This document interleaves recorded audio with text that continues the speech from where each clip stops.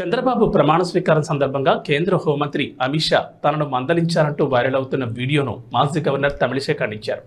అమిత్ షా హావభావాలను కొందరు తప్పుగా అర్థం చేసుకున్నారన్నారు. ఆయనకు తనకు భవిష్యత్ కార్యాచరణపై సూచనలు మాత్రమే చేశారని తమిళిసై వివరణ ఇచ్చారు.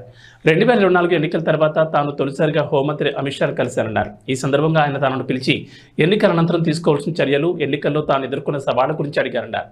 తాను మరింత విపులంగా చెప్పేందుకు ప్రయత్నించారన్నారు. అయితే ఆయన సమయాభావం కారణంగా క్షేత్రస్థాయిలో మరింత విస్తృతంగా పనిచేయాలని మాత్రమే చెప్పారన్నారు. ఈ ఘటన చుట్టూ నెలకొన్న ఊహాగానాలకు ముగింపు పలికేందుకే ఈ వివరణని ఆమె ఎక్స్లో ఓ పోస్ట్ పెట్టారు.